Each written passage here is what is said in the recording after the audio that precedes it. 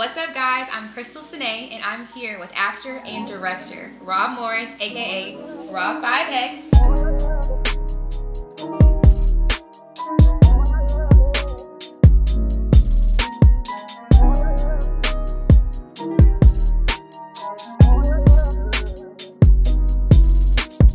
So we're just gonna jump right into it. Okay, for sure.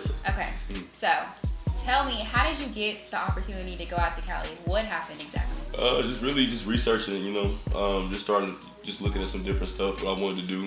I was playing ball, and just wanted to look at some long-term stuff. So I was like, hey, I like movies, I like being on set, so I just kind of did some research into schooling, what different programs they had to offer, and I found one in Hollywood, and from there on, just kind of went on, did my thing. Okay, so what was your mindset when you decided to take that leap to move from Texas all the way to the West Coast? Were you nervous? Yeah, I was nervous because it's like coming from living in Arlington, it's like, everybody knows everybody, everything's so self-centered, and it's just like everything's here. LA, everybody is like a star. Like nobody really cares like what you're doing unless you're like A-list. So it's like you tell somebody, hey, you're out there to be an actor, director, they're out there to be an actor, director. If you're out there to model, they're out there to model. So it's like everybody's on the same. Trying to do the same thing. Same thing. So it's kind of like you're not really special out there, and so but you have to find some ways to separate yourself and to make yourself stand out. Okay.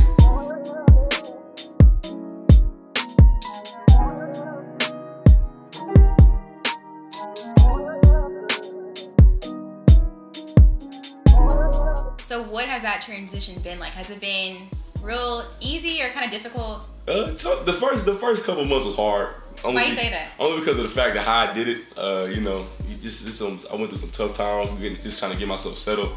It wasn't always, fun at first. I went through some really bad struggle times.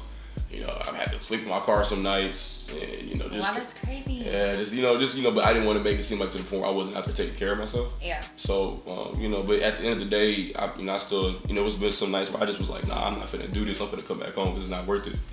But, I just prayed about it and I just kept doing it and just kept on, continuing to do my craft. Yeah, 100%. Yeah. Okay, this is the question that everyone has. They always want to know because everyone's nosy. What are you doing? So tell everybody what you've been working on while you moved out. So, I just made the acting direct, I second AD, I started off PAing, just like regular stuff, and then, you work hard, I moved on up.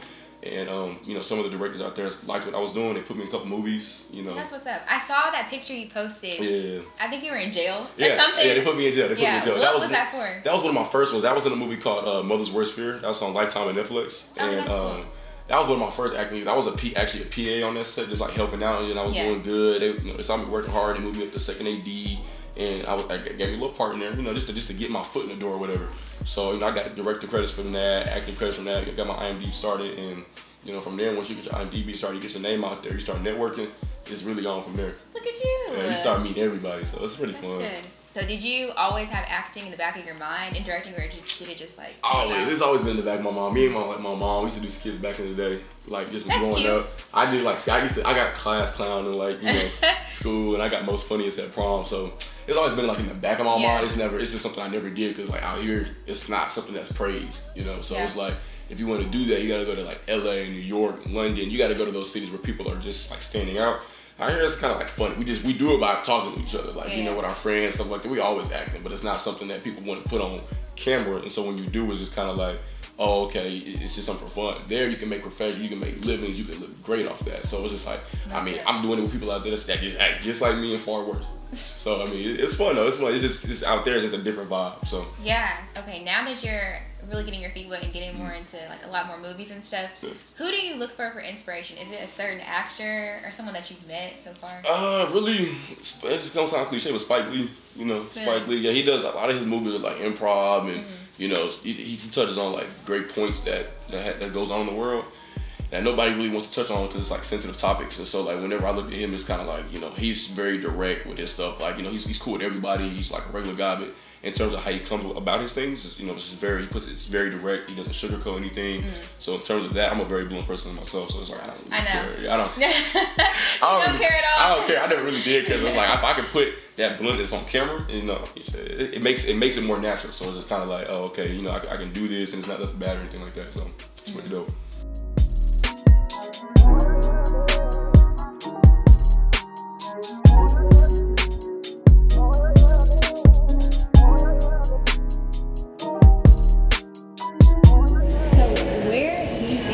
next 5 years? Because I know you got a lot going on right now. Next 5 years, really just perfecting my craft, getting better, getting bigger, building up the brand. You know, a lot of the movies that I'm doing is shooting. Yeah. Just trying to like put it like on a bigger aspect. But really, the goals that I have set for the next 5 years, I want to put myself in a position next year, you know.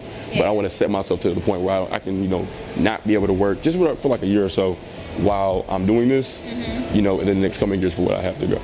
That's legit. So I know you probably can't answer this question, but if you can, is there one major goal you have for yourself that you want to accomplish in this industry? Really just, you know, just doing everything for my city, really just making it seem like, hey, you know, he came from Arlington, so it's like, you know, not too many people come from Arlington, you know, that do what I do. You know, you got Victor Pope and, you know, Madison Pettis is from Arlington, but nobody really like, you know, says, hey, they're from Arlington. I want people to be like, yo, like he came from my city, he's doing this type of stuff. So it's kind of like, I want to be able to be that name, or like, oh, you know, he's from ag, so he's doing that. So that's my big thing. Everything else after that, you know, I want to be able to do. So with working with all these different directors and actors, have you learned any valuable lessons so far in this industry? Yeah, don't listen to everybody because one person will tell you one thing and, you know, you get your hopes up, you be like, oh, this is about to happen, this is about to happen, and then, you know, you get their contact, you reach out to them or whatever, so and so, and then a lot of people don't stay on their word. Well, has anyone given you any like real good advice that you can just keep using over and over? Yeah, a lot of people. I've worked with great people like Niana Reeves, a good director. I've worked with Brandon Cabral, he's a good up-and-coming director. Tony Arkowitz, he's with Paramount. So, I mean, I've worked with some big-time names. Kelly Kruger, Adam Shapiro, B-Dot.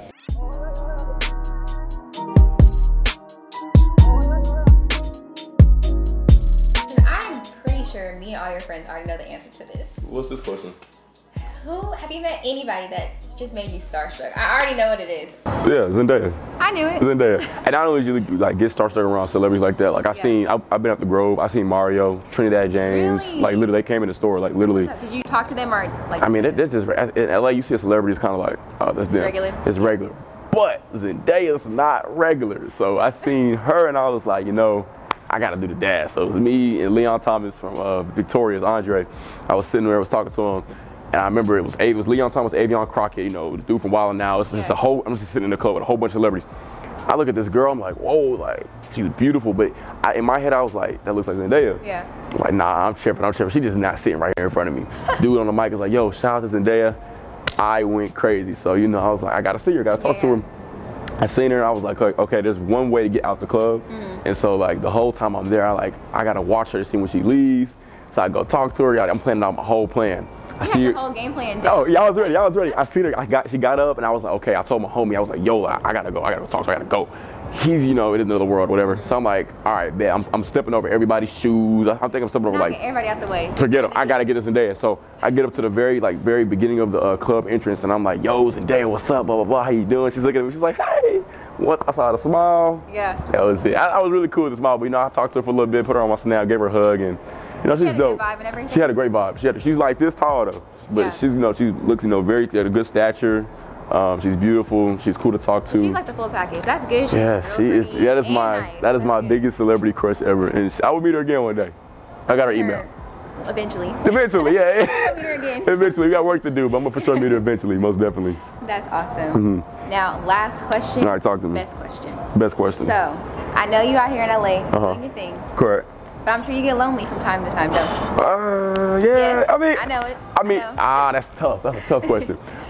What do you mean by lonely? Like you want a little female companionship? Yeah. Actually, that's funny, but it's just funny because like a lot of girls that try to talk to me now, they see what I do. Yeah. And so it's kind of hard to like, you know, kind of separate. Yeah, kind of tell the real ones from the fake ones, and then it's like a lot of them. We'll stop talking for a minute, and then like we'll pick it back up. But ever since I've been doing what I've been doing, I haven't really been talking to, especially like girls back here. You know, I got, you know, but I don't like exit them out or anything. I have a girl right now that I'm entertaining, so she's cool. Entertaining, okay. Yeah. I'm not gonna flex on her. You know, I entertain. I'll talk to her. So, you know, just with her, you know, she's funny. She got personality. She don't really look at me from that like side of it. Like, oh, it's Robb5x. No, she don't really care about none of that. That's good. You know. Basically, my question is though.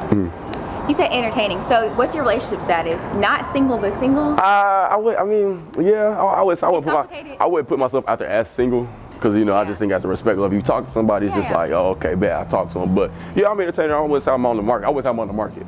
So it's just like that. But, you know, it's just everybody has their own, you know, type of flair and how they, you know, define that. But I mean, yeah, you know, girl I'm with right now, I'm talking to her, she's solid. She cool. So what do you look for in a girl? In general, you know, just personality. You know, just we gotta be able to have a conversation. That's the biggest thing. If you can't talk, I mean, at the end of the day, no matter how good the person looks, if you can't communicate with them, it's just like, it's dead. So, but you know, just personality, smile, you know, just be yourself, and just eyes. I'm a big person for eyes. Yeah, I love eyes. You know, so I like talking to people, look them in the eye when I talk. So it's just like, I like eyes. But you know, just being yourself and having a great personality is like the main thing. So. Well, I'm super happy for you. We go way back. Way back. Well, was it 9th grade? One of your fans forever. I can't wait to see what you got. I'm your fan. I'm your fan. Definitely. You know, off top. So I'm looking forward to see all your upcoming projects. I appreciate it. I'm ready to come out to LA, turn up. Oh, you out there anytime, bro. Just bring your friends, bring everybody. We'll come out there and turn up. Well, everybody's going to be waiting to see what you got going on. So I'm trying to get it going. Stay tuned for you. Shout out to Arlington, Texas. Shout out to Hoop Global, man. I got my people. Oh, shout out to E-Ball, man. Shout out to LA, San Francisco, and the Bay. That's what's up. It was nice talking to you. You too, you too. Well, y'all seen it here in Dallas, man.